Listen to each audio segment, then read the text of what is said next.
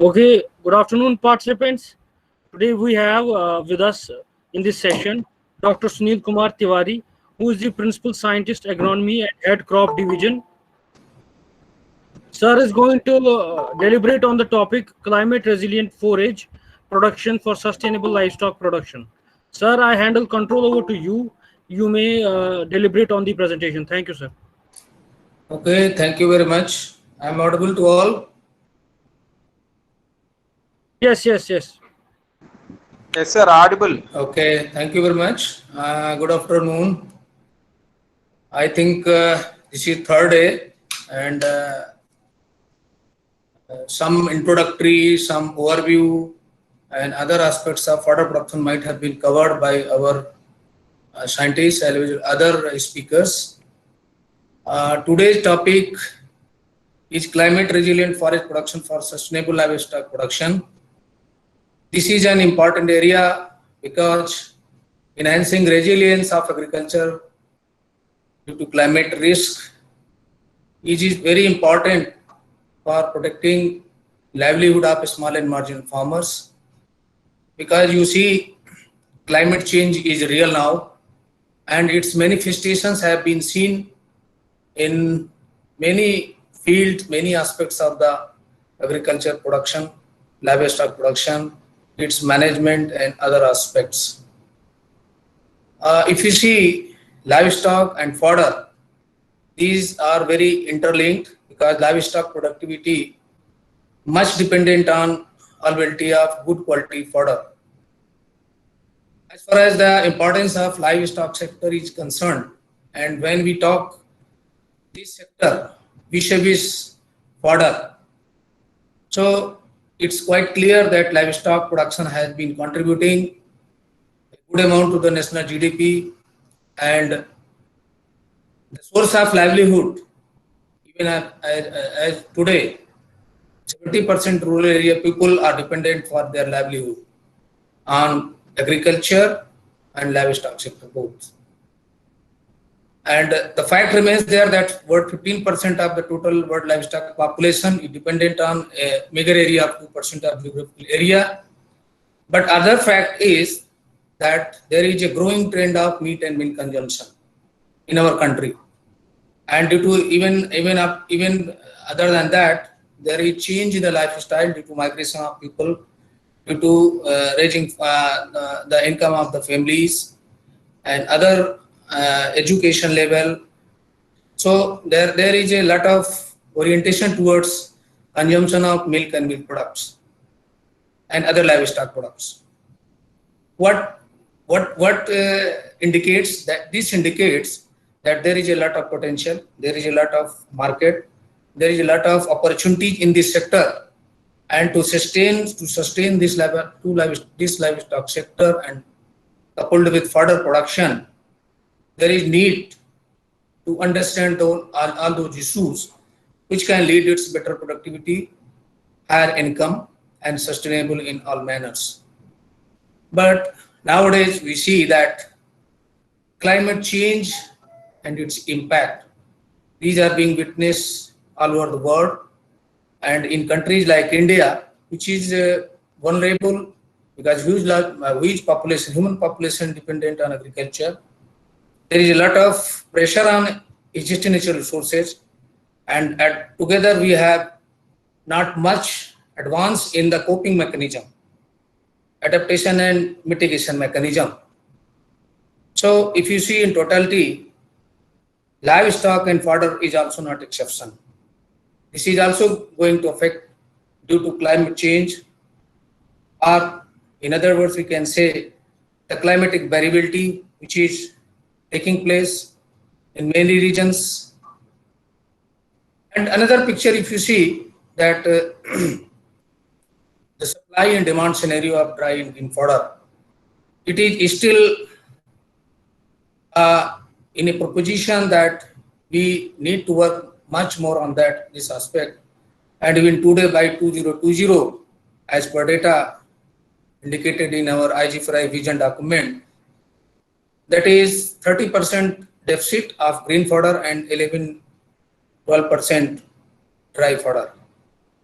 And even all those efforts, research and development and policy measures being adopted adequately, even then, these deficit would be not less than 18% in case of green fodder and 13% in dry fodder by 2050. That indicates there are a lot of pressure.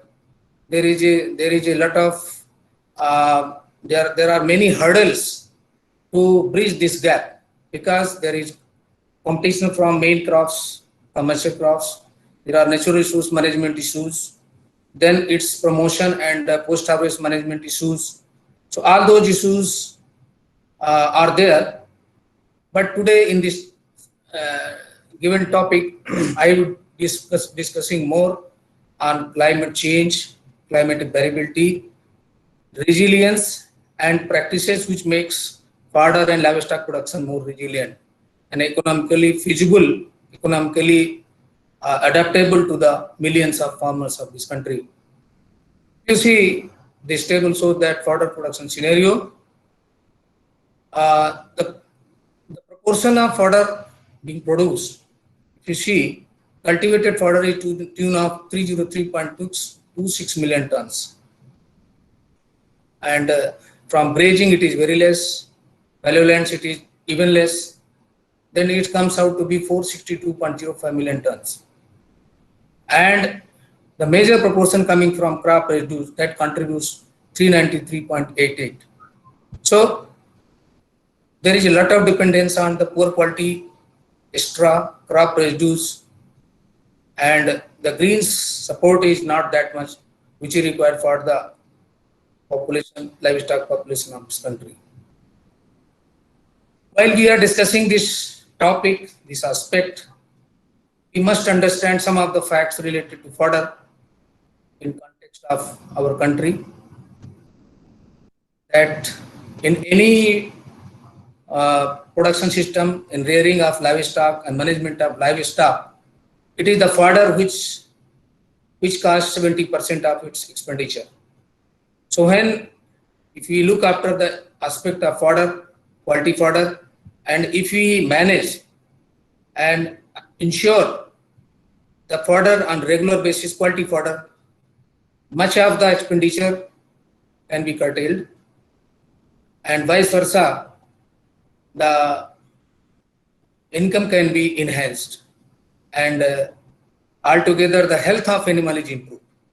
Because feeding fodder, it cannot be compared with other things, with concentrates, because fodder have many minerals, carbohydrate, mineral, fiber, vitamins, which are very much important for their metabolic activities, growth, reproduction, as well as resistance from many diseases. Then another fact is that most livestock dependent crop residues and grasses, in case of grassland, you know that our grasslands are in very degraded shape, and there is a lot of pressure on those grazing lands. Normally, as per recommendation, there should be 1 to 2 animal per hectare, but it is 6 to 8, or sometimes it is more than that per hectare grazing animals. Then many of the crops and grasses are grown in rainfed areas. Overgrazing I have already discussed. And another trend is coming now, rearing of animals, particularly crossbred animals, although these are very productive, but they are input intensive. That requires more feeding and caring. So there is a lot of demand for fodder if we want to have better production, economic production. So we need fodder. And another aspect, I think this part might have been covered by our previous speaker, that there are regional and seasonal variation in our country, because our country has many agroclimatic regions. There are many crops, many grasses, maybe of perennial nature, maybe rainy grasses, legumes, cultivated. So then winter season, monsoon season. So there are many variations. There are a number of crops. Altogether, we are growing almost 50 to 55 crops, fodder crops in our country. where we are concentrating mainly on 15 to 20 as far as research and development aspects are concerned. Then many areas, systems, somewhere this is in intensive management, somewhere it is in mixed farming situation, somewhere it is in rotation based, somewhere it is in grassland and in pasture or maybe some hardy pasture, silly pasture. Those are aspects are there. Then management, it is mainly dependent on mainly availability of water resources, the type of livestock being kept, and what type of production we wish for, whether it is for family consumption or for market. So all those things leads to see how further production, its aspects are being treated, being followed and being practiced. I am coming to the topic. You all know that climate change is a statistical distribution, means over a long period of time, extended period of time, the climatic variability, and it may be decades to millions of years. Nowadays, more frequent extreme events are being witnessed, particularly of heavy rainfall. Areas like Rajasthan and Gujarat nowadays receiving more rainfall than our central part and northern part. Then there are hailstorms and more frequent downpour, rainfall leads to flood and devastation in many areas. So this indicates that there is change in rainfall pattern. There is a lot of climatic variability. We will be discussing in coming slides. Now another aspect I would like to highlight here, that agriculture is also a source of climate change, and it accounts 28% as compared to other sources. And if you see the methane emission from livestock, because livestock is the main source of methane emission, where cattle followed by buffalo and goat, these are major contributor of methane emission from livestock. So now if you see, I am taking example of Jhansi, where we are located. This institute is located, and we have analyzed 20 years of data, long-term data, to see the climate change or variability, and the critical appraisal of rainfall data, particularly the component we have taken, that in this region it has decreased by 319.5 millimeter from 1068.4 millimeter with the rate of 4.2 millimeter per year. And all other districts of Bundelkhand, there are 13 districts in Bundelkhand, 7 in Uttar Pradesh part and 6 in Madhya Pradesh part, and they have shown similar decreasing trend. And in the recent past, 9 years it has been moderate to disastrous drought. That indicates, and these type of studies have been made by many workers, researchers and organizations to depict, to make it understand that yes, there is a climatic variability existing, and that is affecting a lot the perspective of agriculture, livestock production and its management. If I present here the scenario of country, impact of climate change on agriculture, and it is the inference I have taken from NICRA, National Innovation on Climate Resilient, the group they are working, and they have given this report based on certain observation as well as data, where this institute also have been partner in strategic research, particularly GG mission aspect of grazing lands. Here it is being said that negative impact with medium term, suppose it is 2010 to 2039, yield reduction has been predicted by 4.5 to 9%, depending on the magnitude and distribution of warming. Since agriculture is important for India, and if it is 4.5 to 9% negative impact on production, that implies that 1.5% of GDP per year. The negative impact, the change of climate change on GDP per year. So there is urgent need for enhancing the agriculture productivity in view of the changing climate or in view of the climatic variability being observed, being recorded, being reported by various workers, different production systems, and it is very critical for ensuring food and nutritional security for all, particularly poor, small and marginal farmers, because they don't have much access to the technology, they are resource poor, and their main livelihood and their family dependent is on that agriculture. So anything happens due to that, they fail to overcome these issues and to cope up the impact, negative impact of the changing climate or the climatic variability.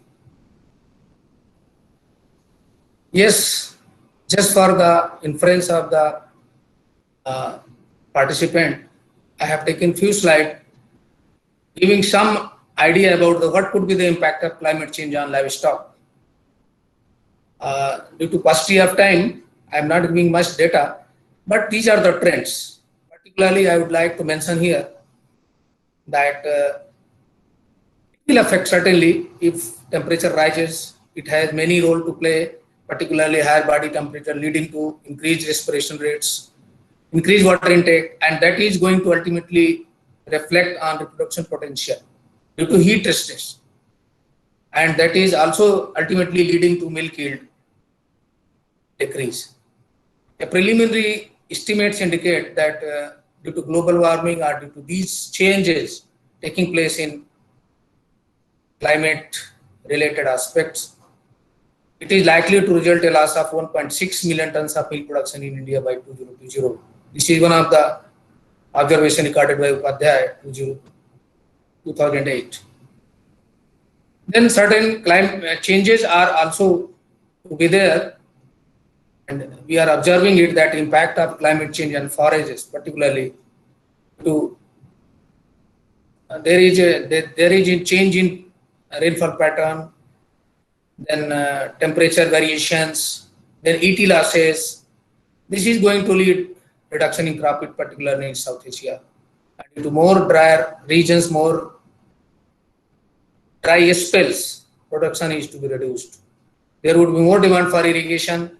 There may be more pest infestation, ranges as well as population. New population will build up, and fall army worm, in particular image you might be hearing, and other pests.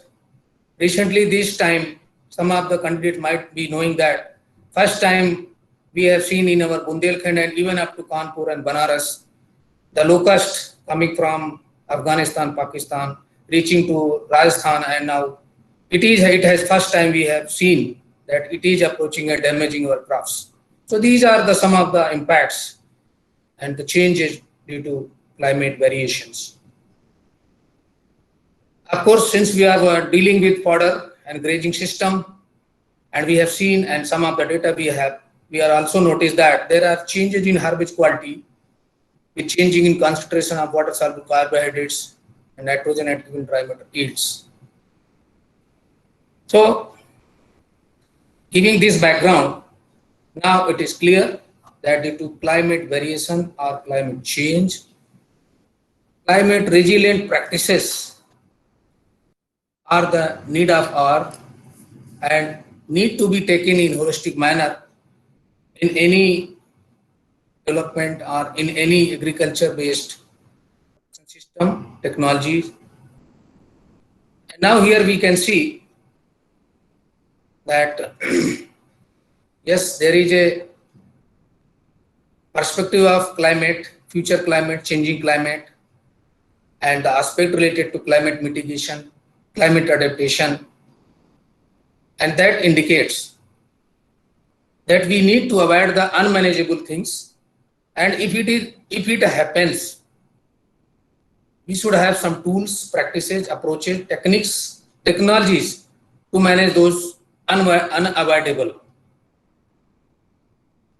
So, as far as climate resilient agriculture is concerned, has many components. maybe we can classify in 6 components. It is diversification is the foremost. Adaptation of varieties which are of low water requiring, short duration, adjusting to the given climate, and pest and disease resistant. Those varieties need to be taken up. Then crop livestock system, because these are synergistic and these are holistic.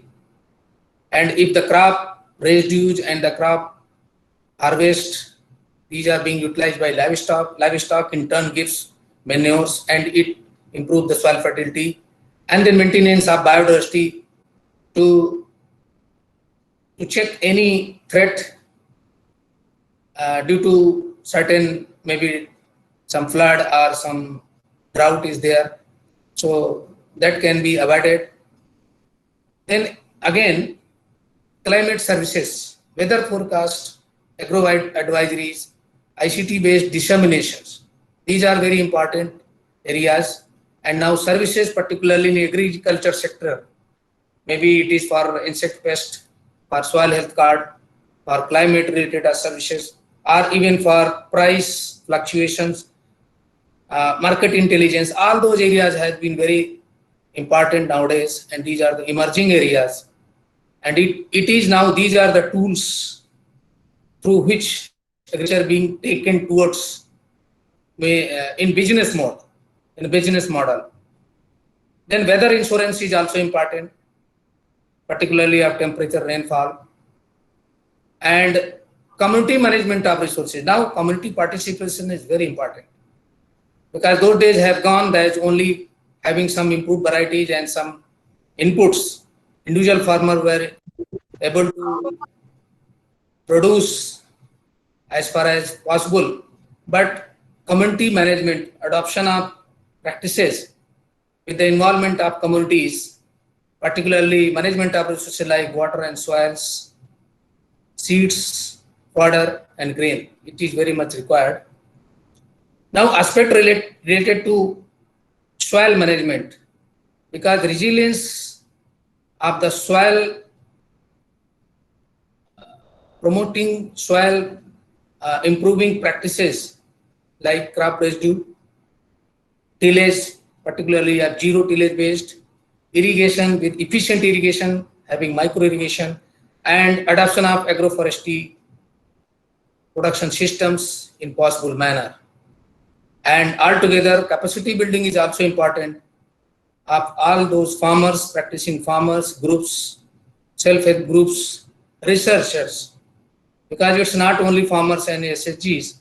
In upcoming areas, in emerging areas where challenges are there, our researchers, field functionaries need to be trained, upgraded, their skill need to be upgraded so that they are well equipped with the emerging trends, emerging technologies, and identifying the problems and providing the solutions at local level.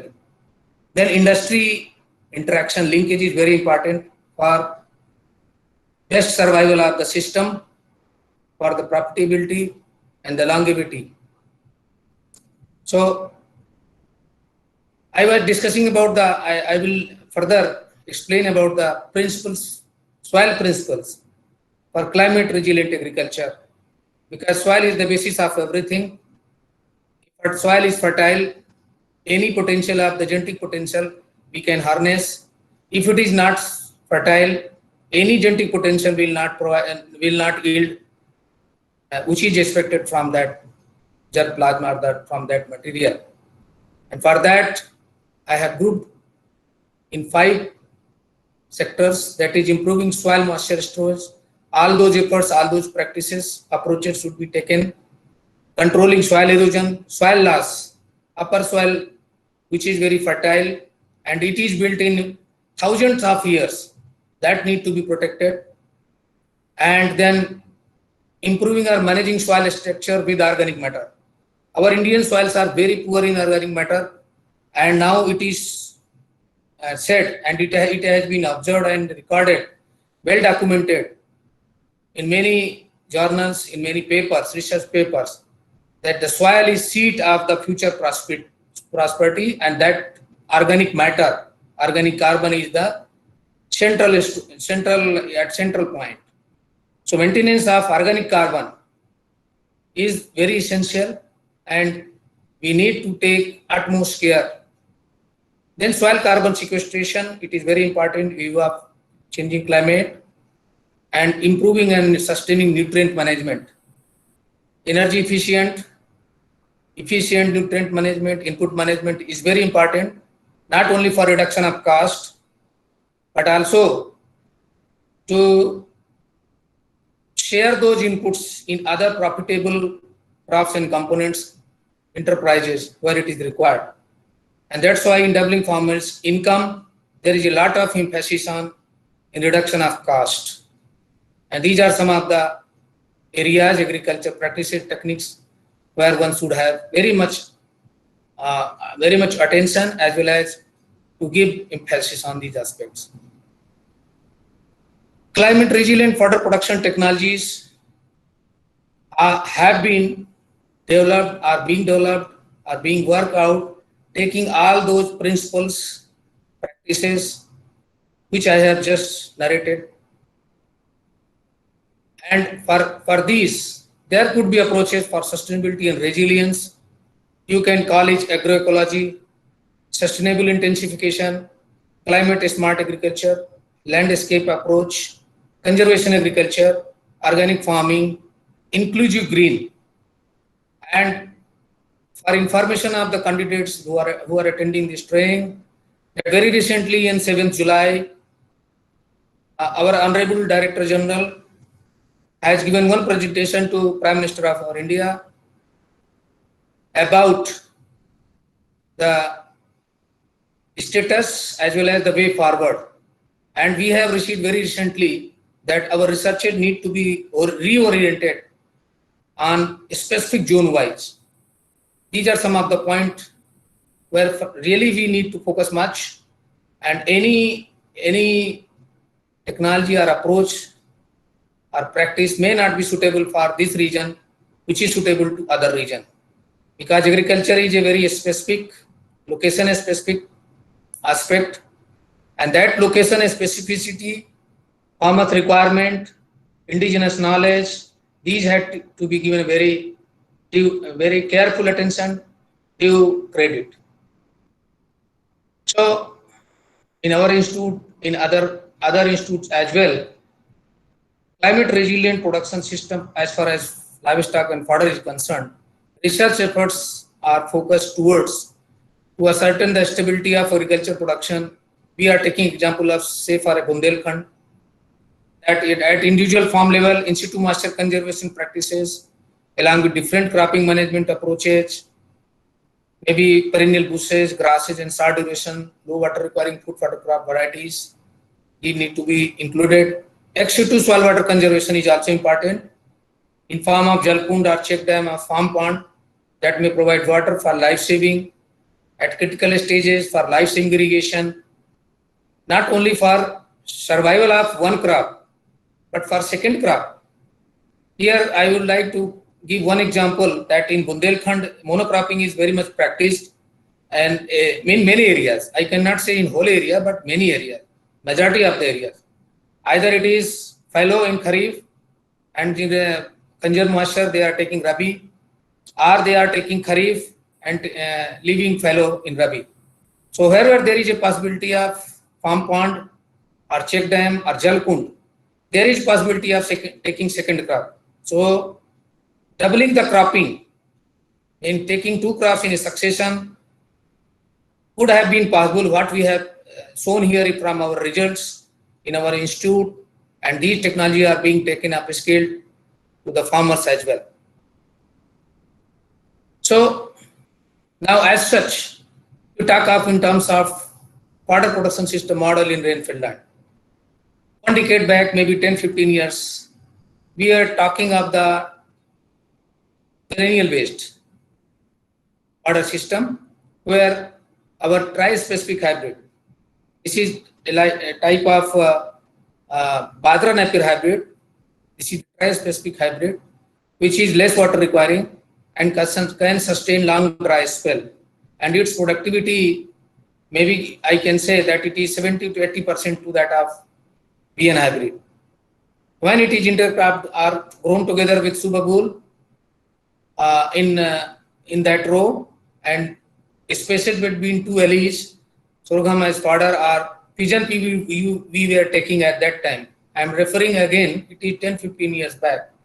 So that production potential was 53.3 ton per hectare green fodder, grain 0.4 ton per hectare, and the sticks from pigeon pea 0.8 ton per hectare. Here the cereal legume proportion was 80-20. And this technology was developed and being adapted for rainfed situation for small margin farmers. And this can support 2 to 3 milch animals. But over a period of time, last 15 years, we have seen there is a lot of variation. I have presented the data from IGFRI and the trend. We have seen the rainfall variation. There is a change in the rainfall pattern, total rainfall and number of rain days.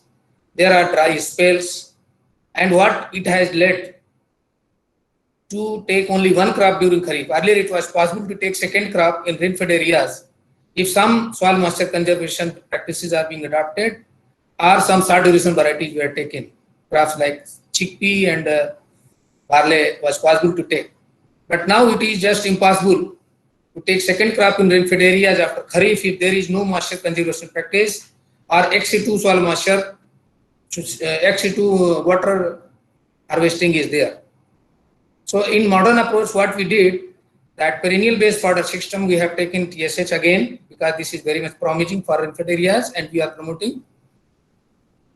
Then we have taken Sesbania or Subagul. We have also tested many species, but we have found that Sesbania and Subagul are equally good. And these were planted in beds and furrow system. On beds, on two sides of beds, around 1.5 meter bed. In two sides, tri-specific grass was planted. And in between that, Subagul or Sesbania hedge is planted. And between two alleles, there is a furrow of 2.2 or 2.4 meter where tractor can operate. It is totally mechanized, and sowing and harvesting was done through mechanized ways. Operation of tractor was possible there. So sorghum plus cowpea during Kharif, you can see the photograph. Then barley and furrow, it was taken based on in situ soil moisture conservation along with farm pond. We have dug one farm pond, 20 meter into 20 meter into 3 meter depth. You can see in the corner of the plot. And now what happened? Earlier we have got 53.3 million tons per hectare of green fodder from this much area, 1 hectare. Now we could have get around 135 tons per hectare green fodder, and grain was 0.6 ton per hectare, and the cereal legume was changed 60-40. We have calculated that legume component should also be increased because legume has more protein, around 20-25%, and that supplement makes a balanced ration for the animals. And this technology is rain-fed situation for small and medium farmers for areas up to 50 mm rainfall, and this can sustain 5 to 6 milch animals. So this technology we have taken to the farmers field through our outreach programs. In our one other Sharagram model fodder village we have developed in our nearby this institute around 35 kilometers from here, where we have shown this technology. It is being adopted by many farmers. We have taken this through MGMT farmers, and looking to this performance, we have received the Basant Rao Naik Award last 2 years back for this type of research done here in this campus, in this institute. So this was one aspect, means climate resilient fodder production system, where fodder along with green crops are grown because farmers cannot spare land exclusively for fodder. So we need to think about both for human consumption as well for livestock consumption. And this way, from adopting these models, as per requirement of the farmer, it's not certain that you grow this model in 1 hectare area This can be grown in 0.25 hectare area, 0.5 hectare area as per requirement of the fodder of the for the livestock kept by the farmer. Another aspect is that now we are talking of integrated farming systems. In this institute, we have developed 5 resource-specific integrated farming system models of 1 hectare. Why we have taken 1 hectare? Because we have surveyed the whole area, whole Bundelkhand, and where the average size is 1 hectare. Here, land holdings are quite good, but productivity is less. So we have developed 5 models, 2 irrigated, 3 irrigated, and 2 rain-fed. I am showing here 1 rain-fed livestock dominated model. And here we have taken crops, agri-horti system, silvopasture, and we have also dug out 1 farm pond.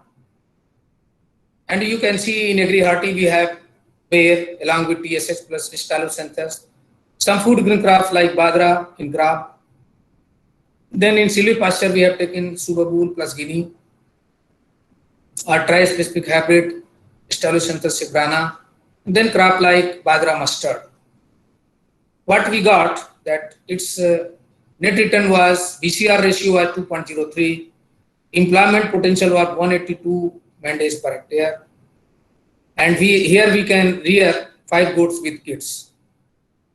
And these are the data from 3-4 years. Now it is further under being studied, and you know that in a farming system it takes time to stabilize because farming system is dynamic in nature. It keeps changing as per requirement of the area, as per requirement of the farmer, or looking to the market situation and other aspects.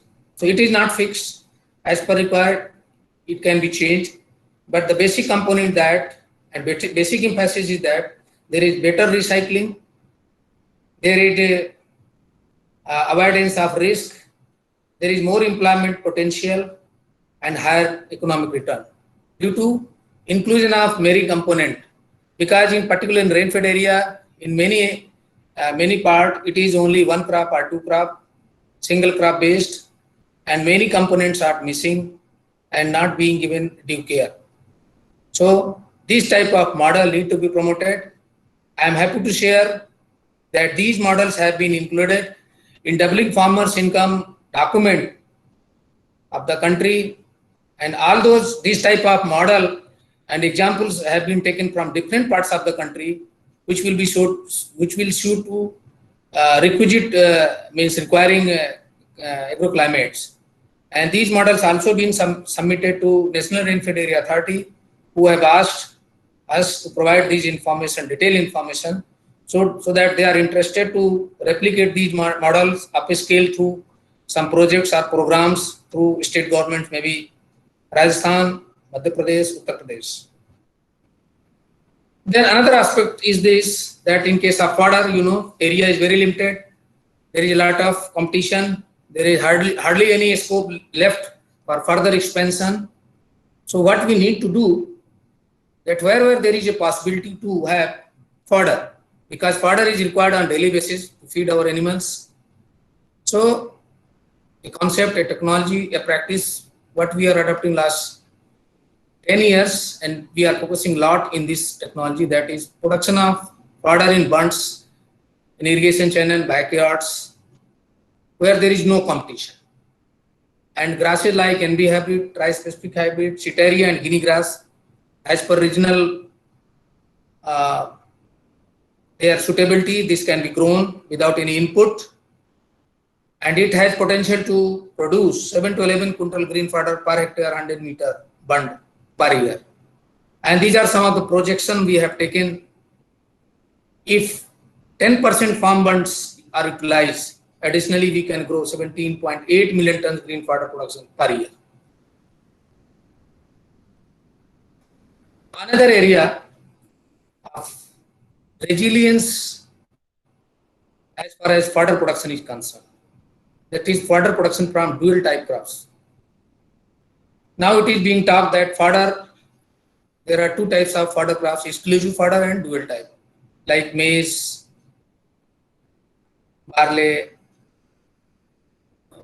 this sorghum and bajra, and even wheats in hilly areas and in areas where winters are more.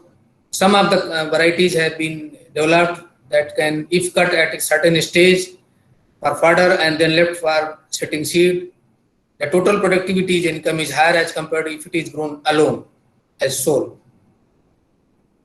So barley is one of the important crop, particularly in this northern part, northwestern part, and for fodder and grain, because it has high digestibility and protein content.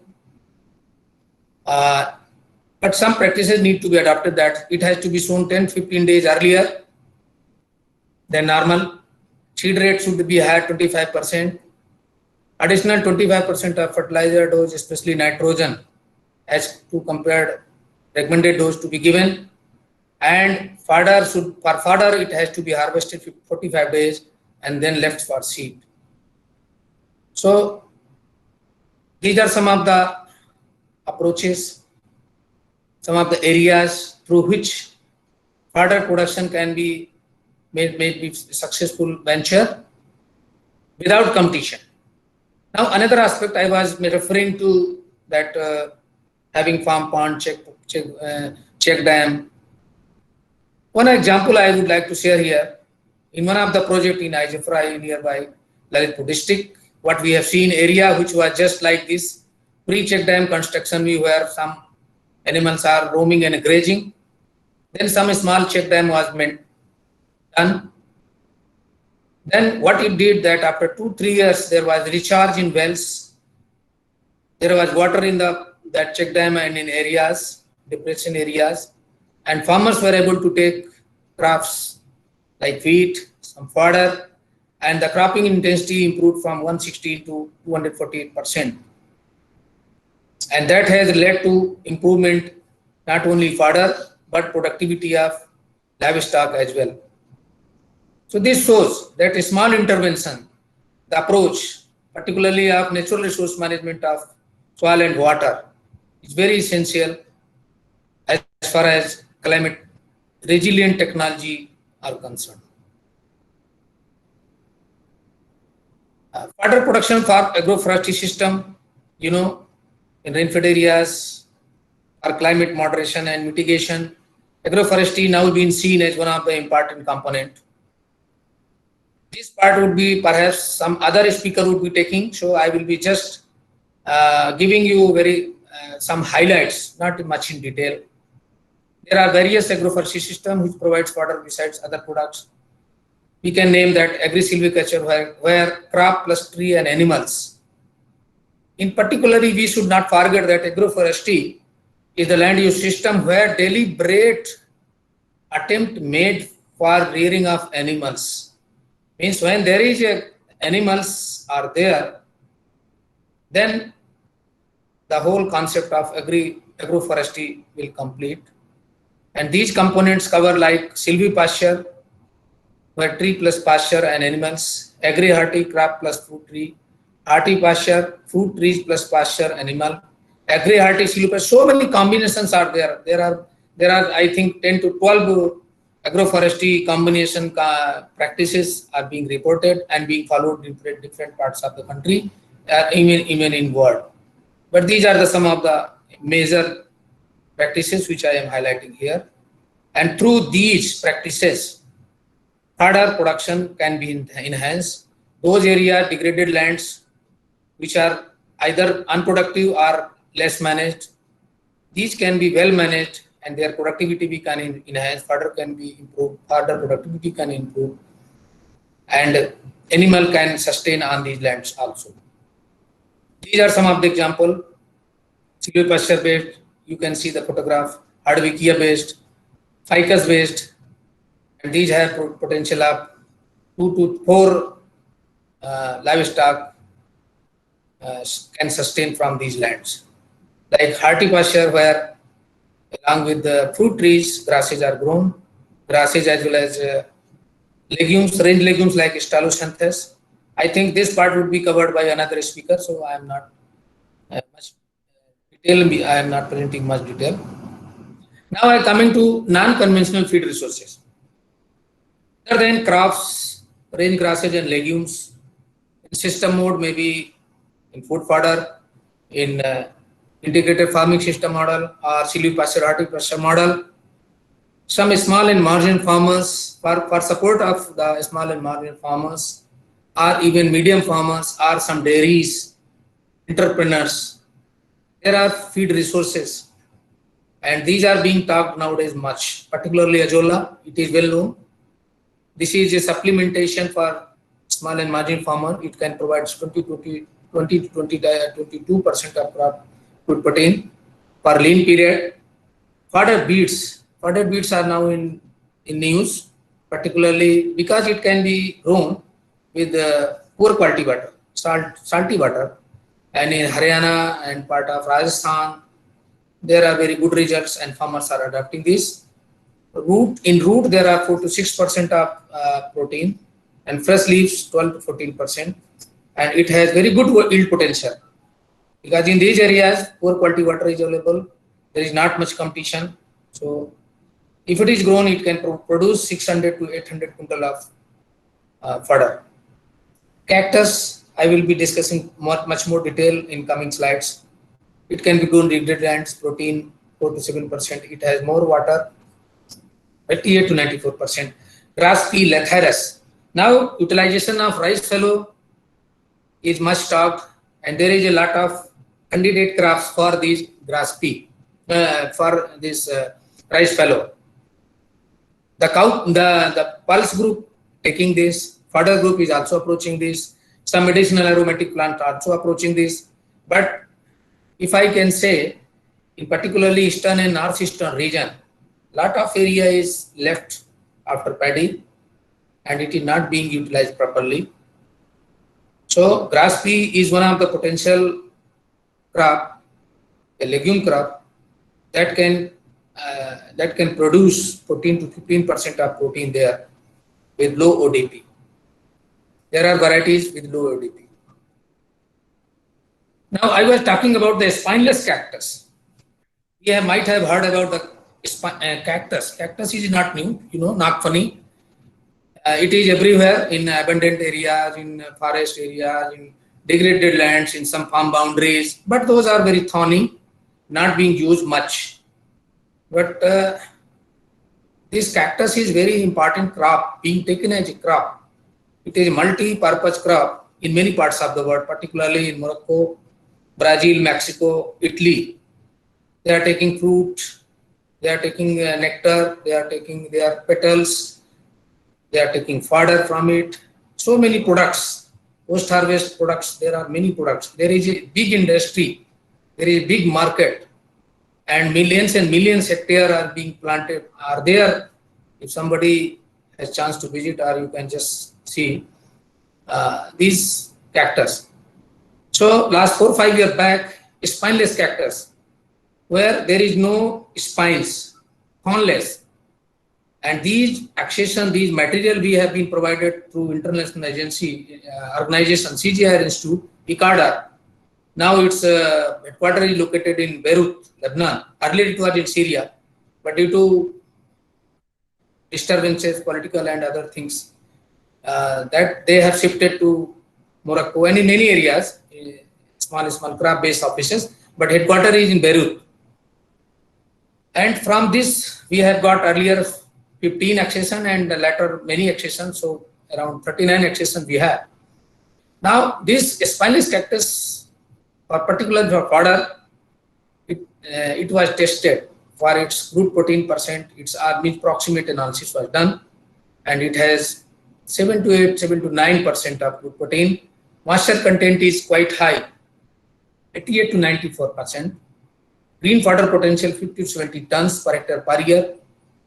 So we have taken those accessions, analyzed, then planted, changed, observed its establishment, its growth, below ground, above ground, agronomical trial, feeding trial, all aspects of cactus production we did, and come to the conclusion that 30 to 35% of fodder after chopping can be mixed with dry store and straw, and it is very good for all sort of livestock. We started it, the feeding trials we started with sheep and goat, Then we entered into small kits of our cattle, then heifers, and then lactating animals. And when our confidence was built up last 2 years back, we fed our dairy where 300 cattle are there. Around 2 months, one tractor trolley was daily provided to the dairy. It was chopped and mixed with the dry fodder, and it has reduced the one tractor trolley green fodder requirement as such. So now we can say confidently that this can be grown, can be fed to the animals, and it can survive very well in degraded lands, farm boundaries, and areas where there is water is less. Even we can have in this spacing, we have kept 2 meter. In these spacing, we can grow some grasses. You can see the last photo. This is the TSH we have grown the grass, because early stage, around 18 months it take our first harvest. So 18 months, maybe 2 years, you can grow very well any crop, particularly fodder if you are taking. And there you can see second in middle photo, you can see the cowpea. We have grown cowpea fodder. So now look into this, we are taking to the many farmers. We have taken almost around 1,000 farmers. I am very happy to share that looking to the progress and the success, Odisha government have taken this project under RKVY, where ICADA is partner, as we have provided the planting material from here. 6 tribal districts of Odisha, this material have gone from IGFRI Jhansi. Now there is lot of demand for this. We have given to many universities. We have given to around 29 KVKs of Bundelkhand. We have given it to Agriculture University, Banda, Rahuri. In Karnataka, we have given in many farmers in Rajasthan. Around 200 farmers of Bundelkhand we have directly covered. So there is a lot of demand. Recently, we have got demand from NDDB. They want to grow it in the Bhuj area, where they want to have at least 5-hectare model to show their farmers. So this type of progress is there, and this is the projection. Suppose these are the permanent, these are the area, niche areas where we can grow cactus. We can take cactus without any competition. Permanent pasture, grazing land, cultivable wasteland, barren cultivable land. And if this much percent, only 10% is utilized, this much of potential is there. Only protection, only care we have to take. What care we have to take? That it has grown with well-drained soil, drained. There should be no stagnation of water, number 1. Number 2, there should not be allowed any direct dredging. It is cut and carry system. When a proper shape is there, you can take harvesting at least 2 times in an interval of around 5 to 6 months in whole year. And it should be well protected from grazing, otherwise it will be trampled and plant will be fallen down. And those cladodes can be chopped 30 to 35% mixed with dry fodder and can successfully fed to the animal. And very important, that sole feeding is not advisable, because it lead to loose fishes. So because it has more water, 85 to 92% of water. So for summer season, it is very important, and it can reduce the water requirement of the animals during summer season. Another area could be that prospects of fodder production in orchards. Our orchards, many orchards, old orchards, means senile orchards, where nothing is grown, wide spacing, 10 meter, 8 meter, 6 meter, rain-fed areas, and there is no water, no irrigation. Even irrigation is there, some livestock component there. It will provide a good opportunity for growing fodder in those areas. And I have just calculated that this is the area under major crops like food crops, mango, coconut, guava, sapota, lychee, and apple. And this is the area available. And as per our estimate, we have taken a conservative figure of 40 tons per hectare per year productivity from these orchards. So if only 30% area is available, around 19 million tons of green fodder alone can be obtained from mango orchard, 17.9 from coconut, likewise. So there is a lot of scope to take fodder, grasses like NB hybrid, tri-specific hybrid, Chitaria, Guinea grass, and other temperate grasses. And many southern parts, although it was being practiced by some farmers, but now there is a lot of promotional avenues from our side, from our regional stations, from KVKs, and in many forums, many platforms, we are projecting it that these are the areas where fodder can be grown. So our attempts are now giving the results, and there is a good progress in this regard. Again, then I was talking of the carbon sequestration. Grasses are very good source for good area where carbon sequestration potential is quite high. These are some of the carbon stock and erosion ratio. You can see in Citeria, Congo signal, and Guinea grass and Napier grass. The SMBC level is quite high. Soil microbiological carbon. It is very much high in Citeria and Congo. Citeria is grown in acid soils, but their SMBC potential is quite high. You can see it means areas which is not covered by any grass will lose, and if it is covered, it will enrich its carbon sequestration potential and ultimately less means carbon footprint. Then these are some of the data showing the potential of soil organic carbon buildup and their production potential, different grasses.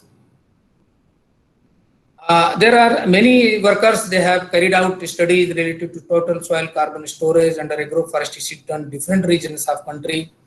There are data you can see from semi-arid region, northwestern, arid region, semi-arid region, and wherever the agroforestry system as per their soil and adaptation level, crops and grasses were grown, and total carbon storage is quite high. So I am coming to nearing to our this presentation to our completion.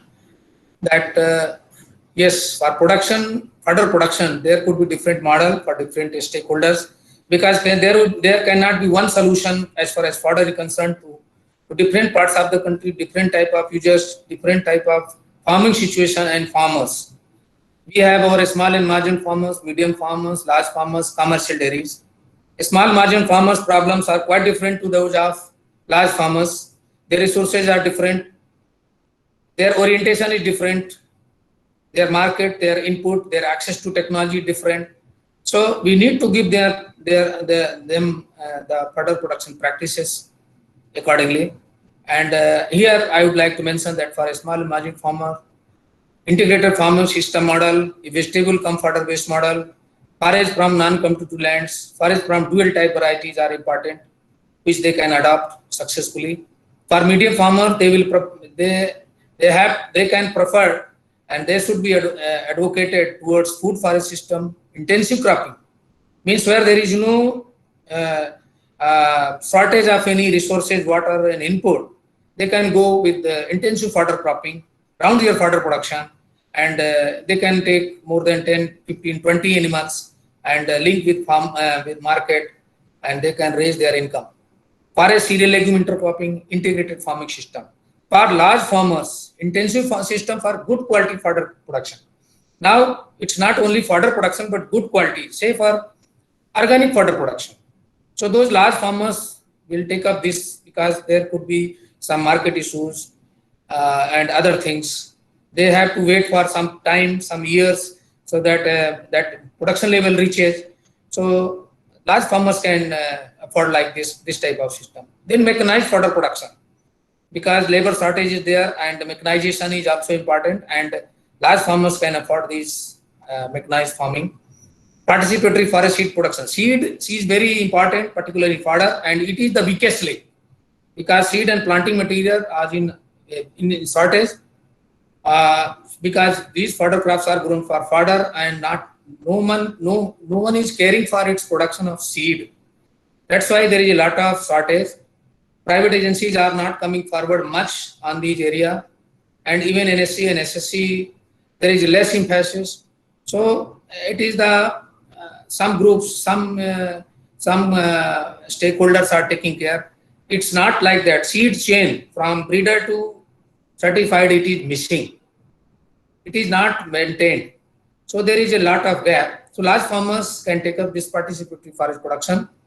Commercial dairy, it is intensive system for good quality fodder production, mechanized fodder production, and they are market oriented.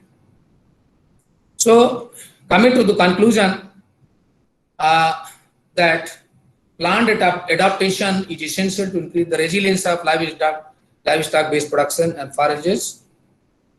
I have narrated, I have explained many improved agriculture practices. It may relate to food fodder system, IFS modules, horticulture model, diversification of major production with forages. These are some of the area. When these are linked, when these are mixed with climate resilient soil and water conserving practices, that will lead to climate resilient production system, profitability and sustainability. Yes, this is one of the area we are talking last 1 decade much on resilience, climate change, its adaptation measures. So there is a lot need for training and capacity building. As such, in this aspect, this area, lot of emphasis to be given for capacity building, human resource management, for ecosystem resilience, risk management, and coping mechanism.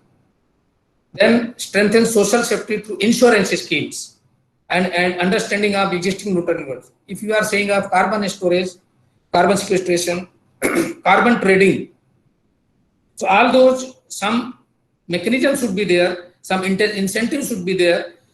Those farmers who are adopting climate resilient technology, contributing towards carbon sequestration and reducing the impact of negative impact of climate change, climate variation, they must be rewarded.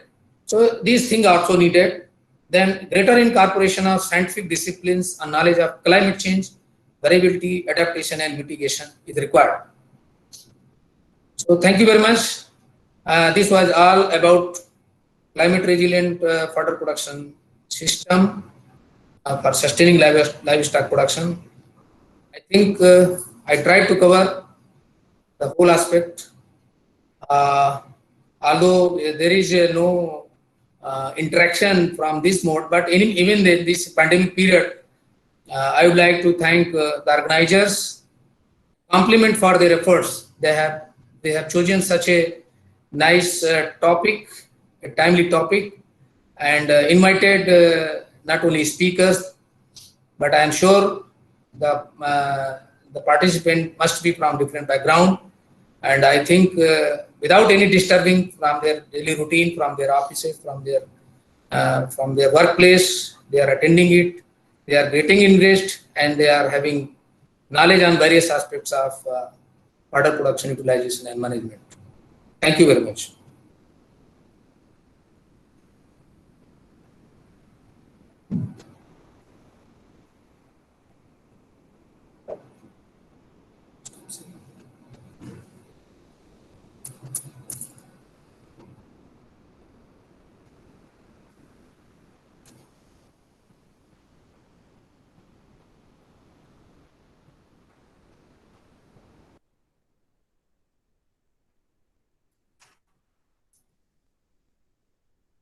So, if any question, Hello, yeah. sir.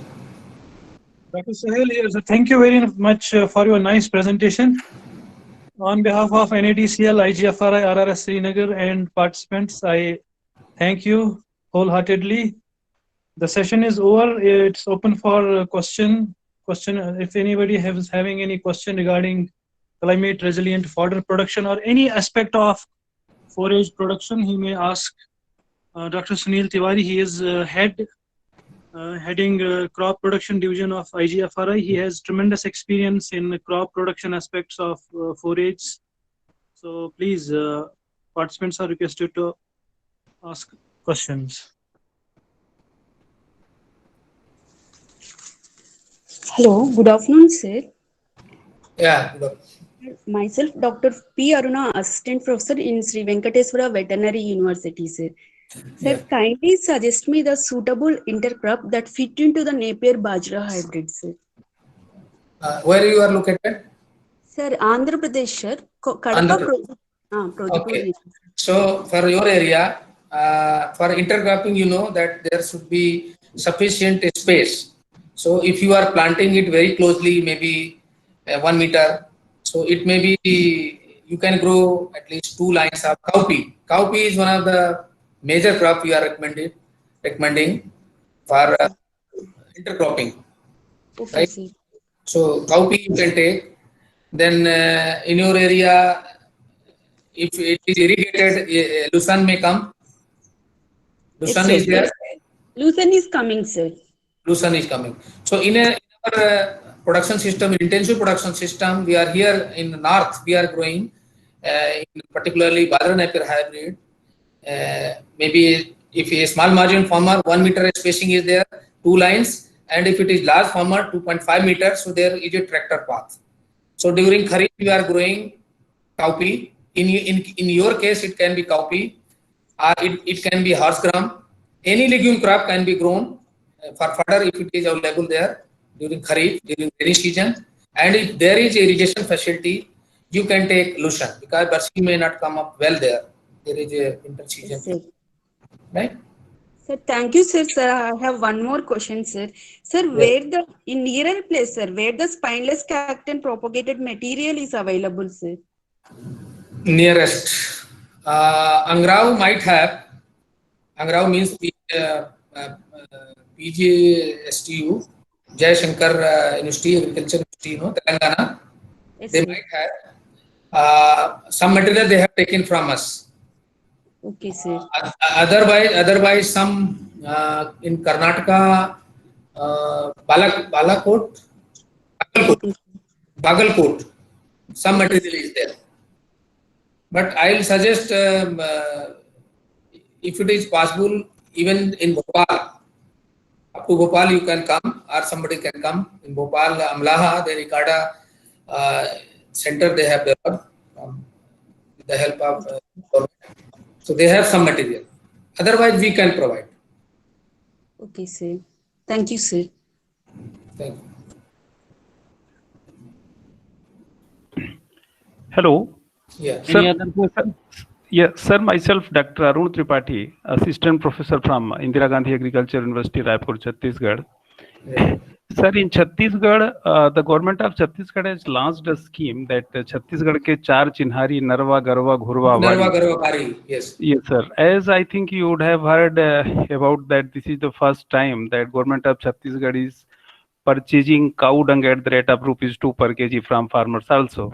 It's a very innovative scheme to combat the problem of stray cattle in Right. even urban areas as well as in villages. So in the scheme, gothans are being developed as livelihood centers in almost every village or in 2 villages. Right. So government is promoting the gothans as livelihood centers and income generating centers for farmers also. Okay.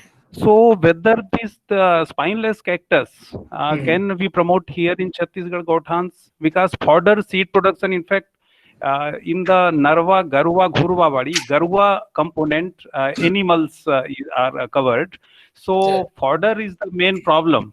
So whether we can promote this spineless cactus in gothans, and if yes, then where from we can get the seed or a planting material? Yes, it can be. It can be. There is no issue because Yes, sir. Jharkhand, Bihar, UP, MP, Rajasthan, almost similar type of agroclimate. It is subtropical. Sir. Only thing is that only in humid climate or more in highly rainfall area, it may not survive because it doesn't prefer the stagnation of water. So it can, Okay, sir. no problem. And in some protected Yes, sir. area, some patches or in some blocks, you can have this plantation. This is Okay. you can certainly, this is issue because we are the only institute we are having now propagating at many ways, and we have entered with BAF at Nagpur and Amravati, but due to that corona, it is now means almost stopped. Although in that area we were very much active last 1 year back.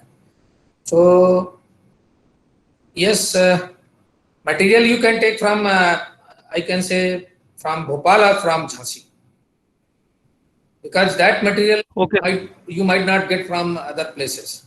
It's not available. Okay. It is Okay. material cladodes. It is cladode. You might have seen that photograph with that photos. Yes, sir. Yes. Yes, sir. These cladodes making 2 or 3 parts, it can be planted Yes, sir. and it can grow well, no problem. Okay, thank you, sir.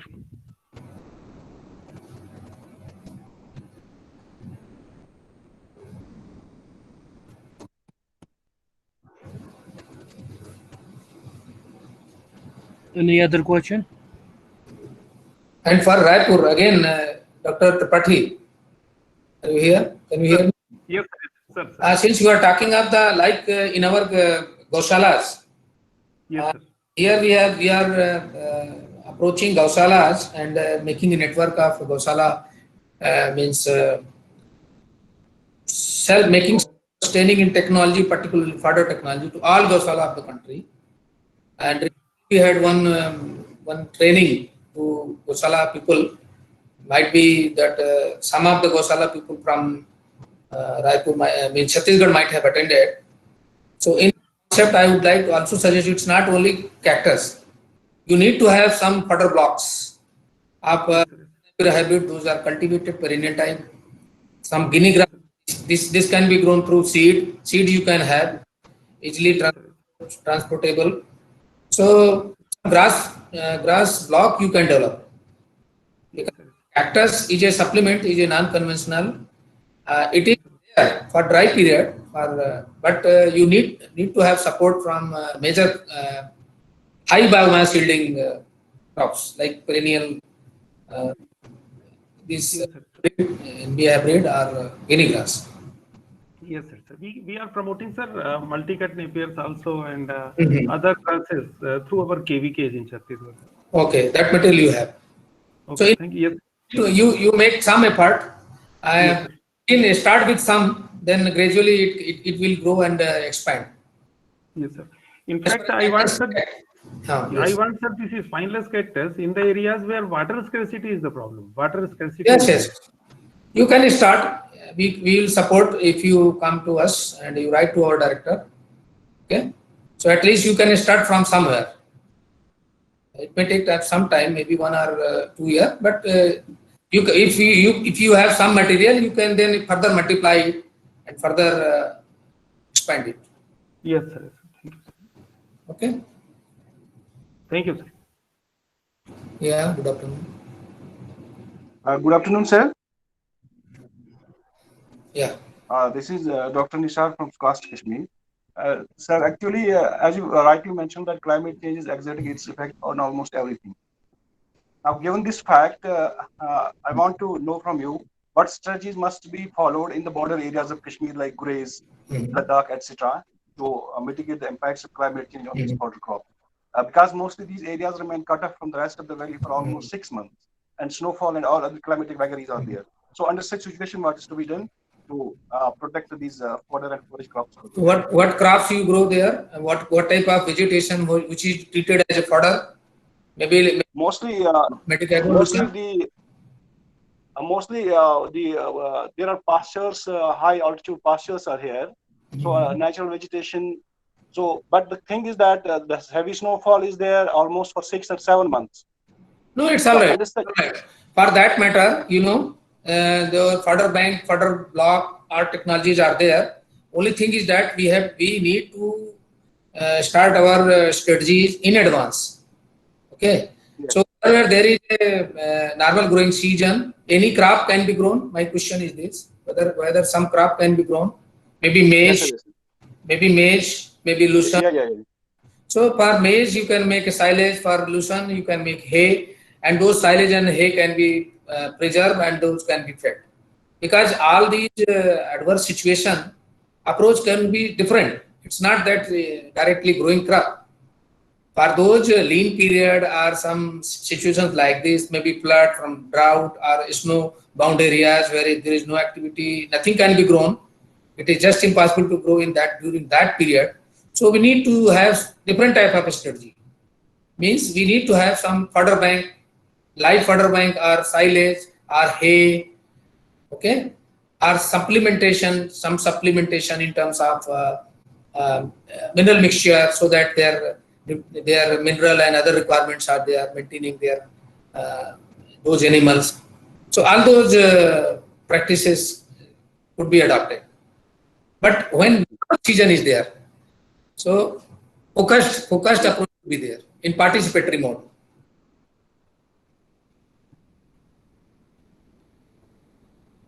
Is it clear? Hello? Yeah, thank you, sir. Thank you. Thank you. You got my point? Dr. Majid, Yeah. you got my point? Yes, sir. Dr. Nisar Yes. was asking. Nishar, yeah. Yeah, sir. My query got answered. Thank you very much. Okay. Any further questions? I think we have gone over our allotted time. Thank you, sir, from the bottom of our heart for being with us and sharing your thoughts and your presentation with us. Sir, we would like to thank you from on behalf of NADCL as well as on behalf of the participants. Thank you very much. Thanks a lot for being here. Thank you very much. Thank you.